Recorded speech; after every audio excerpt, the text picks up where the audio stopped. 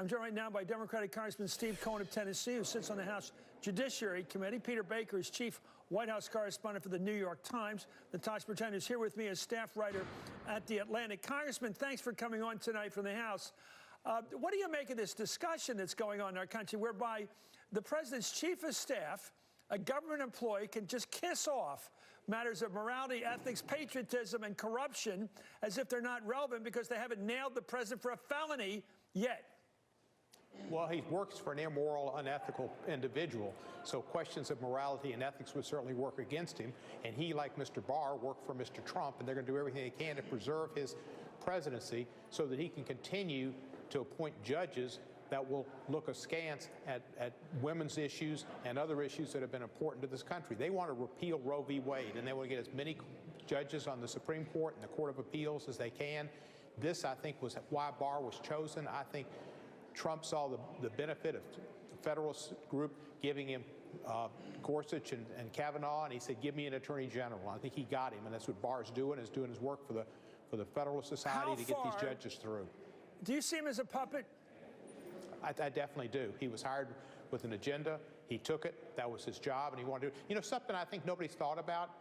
The Congress adjourns on April the 10th for 19 days. We don't come back till April 29th. I think Mr. Barr knows that, and I think that's why Mr. Barr says he'll give us the report on April 15, so we won't be here, and it'll be 2 weeks before we come back. This whole thing has been played out like a stall, like when they used to play basketball without a 30-second clock or 35-second clock, and they're just holding the ball, and they got the lead, and they've got a 3-0 lead, and they're holding the ball.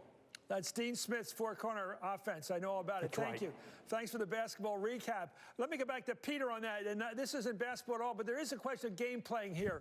What do you think? What can we tell objectively that the Attorney General is up to here with this clever 4-page letter, which led to a lot of people to believe the whole game's over here, if to use the word game again, that somehow the president's gone scot-free, is capable of claiming exoneration, although that's not at all what the public thinks, or what Mueller wrote. Yeah.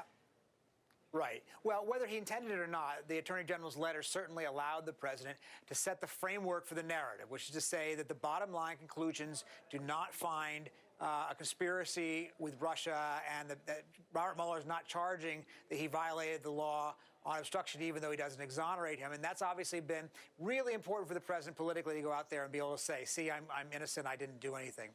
Whether Barr meant to do that or not, that's been the effect. Now, what you saw in the letter he sent again last week, following up on that, he said, look, I didn't mean to summarize this report. You shouldn't take what I said in that 4-page letter to be a summary of the report. I was simply giving the principal conclusions. And you can take from that, you can infer from that the Attorney General is a little nervous or a little worried that people have gotten a little too far out in front by taking this 4-page letter as if that was the be-all and end-all. There's 400 pages of this report, and we don't know what they say. And Bill Barr is not telling us what those 400 pages say yet. They may be very damning of the president, even if they don't find criminal activity, or they may not be. We don't know. But clearly, Bill Barr is a little nervous, I think, that the impression he left was that there wasn't anything in those 400 pages that might look bad. And then when we see those, that full report, or at least even a redacted version of that report, it may not look in concert with that letter.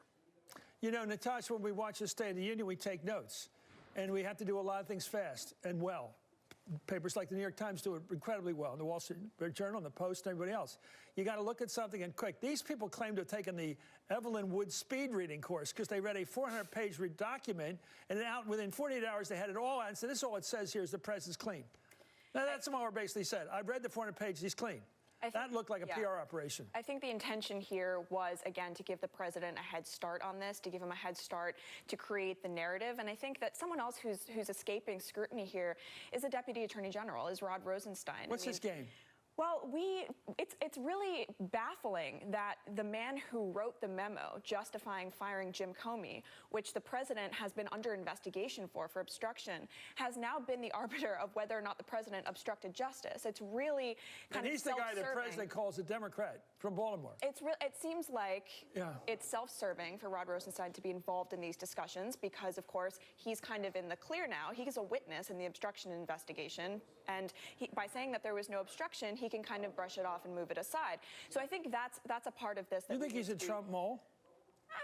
you know, I wouldn't necessarily go that far, but I think, you know, there is a lot of there's a lot of speculation that he is a survivor, that he's a political survivor, and he has done what he has had to do in order to remain in the position that he's in. Well, that's pretty sad. Appearing on Fox News yesterday, White House advisor Kellyanne Conway could not seem to explain why the president is claiming exoneration when the special counsel did not clear him on obstruction of justice. Here she goes. When the president says it is total exoneration on obstruction, Kellyanne, that's just not true. Well, the president is probably comparing that report and the ultimate conclusions of no conspiracy, no collusion, no contact with any Russian at a campaign that I managed into its final successful phases, and have always been offended that anybody would think that we would cheat, lie, steal, or talk to any Russian. And look, take yes for an answer. I'm agreeing with you on collusion. Okay, I'm asking you. I'm also going to take yes for an answer in the Barr report. Which I'm asking you about obstruction, though. Well, we'll see what the full Mueller report says, but there's nowhere in the Barr report that says the president obstructed justice. Well, there was no Barr report. Barr is simply summarizing. Barr memo summarizing, but I think Mueller, and Mueller says that it could not exonerate him. You know, Chris Wallace gets better and better. Congressman, what do you think of that? Because there's the president's chief communications person, unable to explain the obvious. The president's not clear. He hasn't been cleared. Not by Mueller, certainly. No, he hasn't been exonerated by anybody except his own hired henchman. You know, as we sit here, Steve Scalise is speaking right by me, and it's nauseating to listen to the Republicans spin what they're spinning just after they all voted 2 weeks ago to release the Mueller report. All but 4 who abstained said the Mueller report should be made public. Now they're finding every excuse not to make it public, and they're talking about Hillary Clinton, and they're talking about FBI agents. They'll start to talk about Benghazi again. That vote, that should be like perjury, because they didn't believe that vote. That's like the old Chi-Coms, the old Chinese Reds, where every once in a while they would haul out somebody, some merchant from 30 or 40 years earlier and say, what's wrong with capitalism? Anyway, on that point, on 3 different occasions, Trump has said publicly that he supports the release of the Mueller report. Until recently. Here he is. Does the public have a right to see the Mueller report? I don't mind. I mean, frankly, I told the House, if you want, let them see it. Up to the Attorney General, but it wouldn't bother me at all. Up to the Attorney General, wouldn't bother me at all. Well, I have great confidence in the Attorney General, and if that's what he'd like to do, I have nothing to hide. Peter, what's the state of the art on this whole thing? Because I think most people, we've shown in our numbers, over 7 in 10 people and more would like to see what the hell's going on here. They have been left with a blur, with a murky situation where the president is clearly up in the air in terms of guilt, perhaps criminal guilt, on obstruction of justice. He clearly was not cleared by Robert Mueller on that. And even the other guy, the Attorney General Barr, was very unclear in the way he cleared it, because he simply said, okay, he says he could be guilty or not, but I'm saying he's not. But it was so clear what he was doing was playing politics.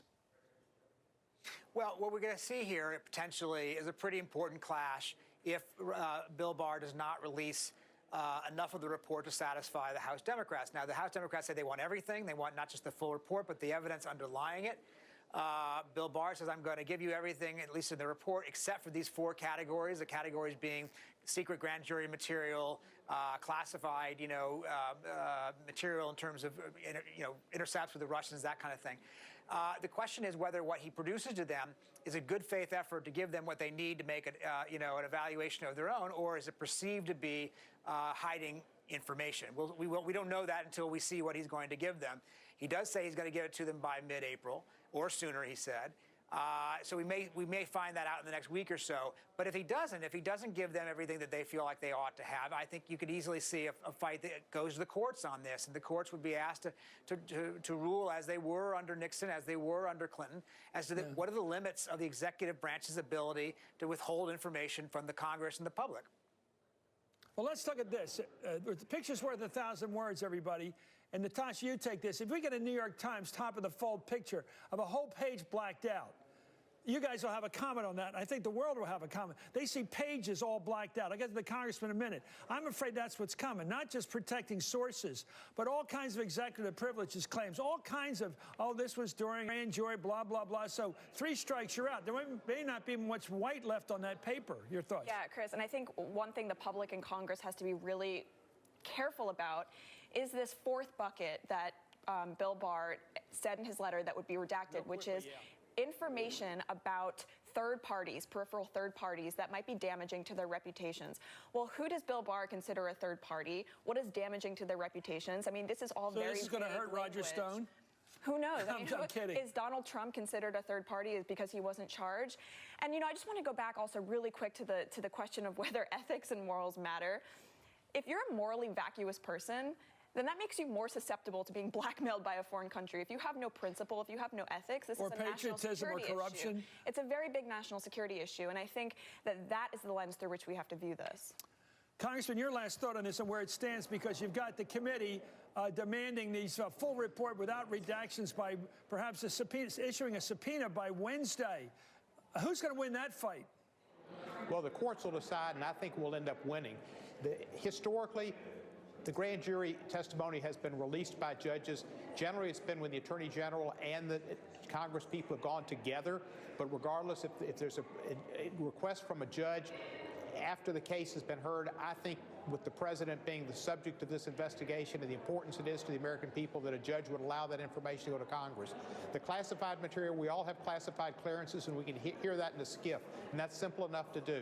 Ongoing investigations, that's not a problem either. Executive privilege needs to be looked at somebody to make sure it truly is. And then that kitchen sink thing about the reputational interest, that's hooey.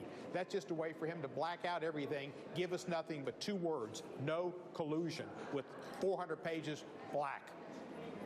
Well, if I were in the party right now, the Democratic Party, I'd be filling that park next to the Capitol building with people with signs saying, release the report, release the report. That will carry with the American people. Thank you so much, U.S. Congressman Steve Cohen, Peter Baker of the New York Times, and Natasha Bertrand of Atlantic.